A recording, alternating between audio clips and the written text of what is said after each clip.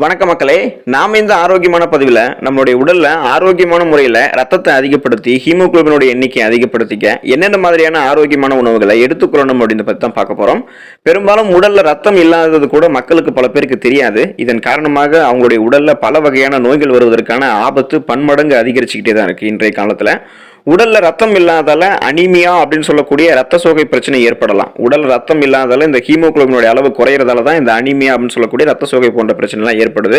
இதனால நமக்கு அன்றாட பணிகளை மேற்கொள்வதில் சிரமம் ஏற்படும். பலர் தங்களுடைய உடல்ல ரத்தத்தை அதிகரிக்கிறதுக்கு பல வகையான டானிக்குகள் மற்றும் மருந்துகளை எடுத்துக்கிறாங்க, ட்ரீட்மெண்ட்ஸ் எல்லாம் பார்க்குறாங்க. ஆனால் பல சமயங்களில் நீங்கள் அதை உட்கொண்டாலும் உங்களுடைய உடல் ரத்த பற்றாக்குறை பூர்த்தி ஆகாது. இதுக்கு காரணம் என்ன அப்படின்னா, நீங்கள் இது போன்ற சூழ்நிலையில் உங்களுடைய உடல் இருக்கக்கூடிய ரத்த பற்றாக்குறையை சமாளிக்க நீங்கள் என்ன பண்ண முடியும்னா, இயற்கையாகவே ஆரோக்கியம் அளிக்கக்கூடிய உணவுகளையும் எடுத்துக்கணும். அதுதான் ரொம்ப முக்கியம். ஸோ அதுதான் உங்களுக்கு மருத்துவர்களும் பரிந்துரைப்பாங்க. உங்களுடைய உடலினுடைய ரத்த அளவை அதிகரிச்சுக்கிட்டு உடல் பலவீனத்தை நீக்கி ஆரோக்கியமாக இருக்கிறதுக்கு என்னென்ன உணவுகளை எடுத்துக்கணும்ன்றதை பற்றி தெளிவாக பார்ப்போம். அதை பற்றி பார்க்கறதுக்கு முன்னாடி இந்த வீடியோக்கு மட்டும் ஒரு லைக் கொடுத்துட்டு இந்த தகவலை உங்களுக்கு தெரிஞ்சவங்களுக்கும் ஷேர் பண்ணிடுங்க. இது போன்ற அப்டேட்ஸ்களை தொடர்ந்து பார்க்கறதுக்கு நம்மளுடைய ஹெல்த் நியூஸ் தமிழ் சேனலை சப்ஸ்கிரைப் பண்ணி வச்சுக்கோங்க. பக்கத்தில் இருக்கக்கூடிய பெல் பட்டனையும் கிளிக் பண்ணி ஆல் அப்படின்ற ஆப்ஷனையும் மறக்காம செட் பண்ணி வச்சுக்கிட்டீங்க அப்படின்னா நான் போடக்கூடிய எல்லா அப்டேட்ஸும் உங்களுக்கு நோட்டிஃபிகேஷனோட அடிக்கடி வந்து சேரும். சரி வாங்க மக்களே, இப்போ அந்த உணவுகள்லாம் என்னென்ன அப்படின்றத பற்றி விரிவாக பார்த்துருவோம். பீட்ரூட்டை நீங்கள் ரத்தம் அதிகரிக்கிறதுக்கு எடுத்துக்கலாம்.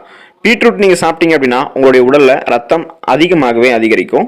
சோடியம், பொட்டாசியம், நார்சத்து, புரதம் மற்றும் விட்டமின் சி போன்ற உயிர் சத்துக்கள் எல்லாமே பல வகையான ஊட்டச்சத்துக்கள் எல்லாமே பீட்ரூட்டில் தான் காணப்படுது. இதை நீங்கள் எடுத்துக்கிட்டீங்க அப்படின்னா இதன் மூலமாக உங்களுடைய செரிமான அமைப்பு வலுப்படுத்தப்படுவதோடு எடையுமே உங்களுக்கு கண்ட்ரோலில் இருக்கும்.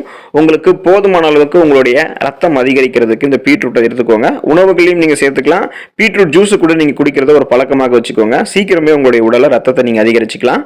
சோயா பீன்ஸை நீங்கள் ரத்தம் அதிகரிக்கிறதுக்கு எடுத்துக்கலாம். உடலில் ரத்தத்தை அதிகரிக்கிறதுக்கு சோயா பீன்ஸையும் நீங்கள் உட்கொள்ளலாம். இரும்பு சத்து, ஃபோலேட் மற்றும் விட்டமின் சி அப்படின்னு சொல்லக்கூடிய உயிர் சத்து இது எல்லாமே சோயாபீன்ஸ்களில் காணப்படுது. இந்த சோயாபீன்ஸினுடைய பயன்பாட்டின் மூலம் உங்களுடைய இம்யூன் பவரையும் நீங்கள் இன்க்ரீஸ் பண்ணிக்கலாம். அதாவது நோய் எதிர்ப்பு சக்தியை வலுப்படுத்துவதன் மூலம் உடல் ரத்தத்துடைய அளவை நீங்கள் அதிகரிச்சுக்கலாம்.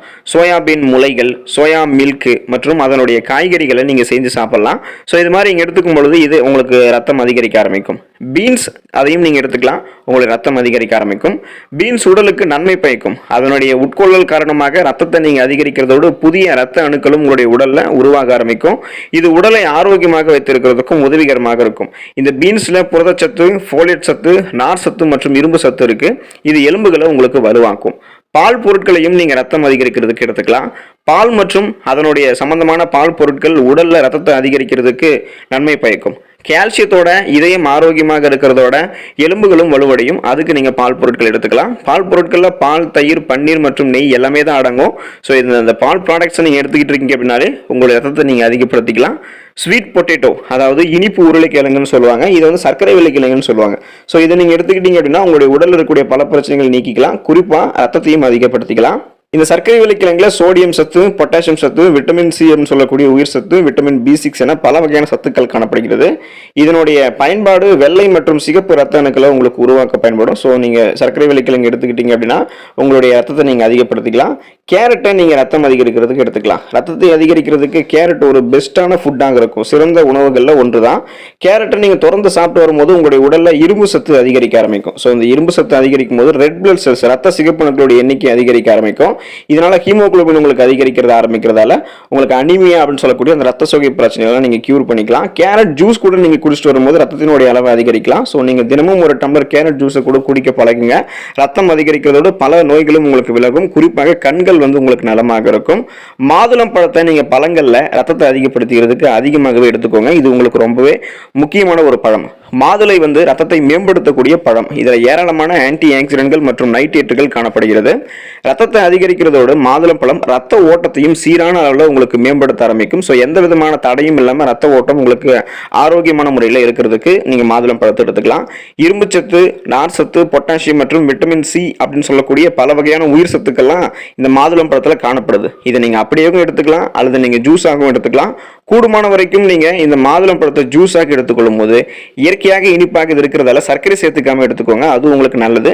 உங்களுடைய ரத்தத்தை நீங்கள் அதிகப்படுத்திக்கலாம். சிட்ரஸ் பழங்களை ரத்தம் அதிகரிக்கிறதுக்கு எடுத்துக்கலாம்.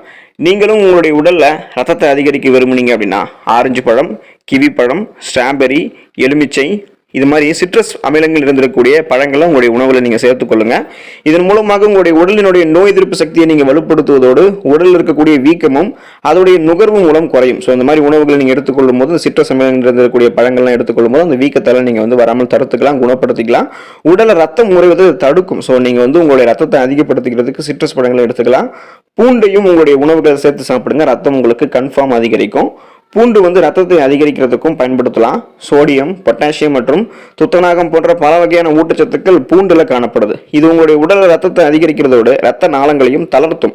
ஸோ பூண்டையும் நீங்க ரத்தம் அதிகரிக்கிறதுக்கு எடுத்துக்கோங்க. ஆரோக்கியமான முறையில் சைடு எஃபெக்டும் இல்லாமல் ரத்தத்தை நீங்க அதிகரிச்சுக்கலாம். ஏன்னா நம்ம பூண்டு அடிக்கடி நம்மளுடைய உணவுகளை சேர்த்து சாப்பிட்டுட்டு தான் இருக்கும்.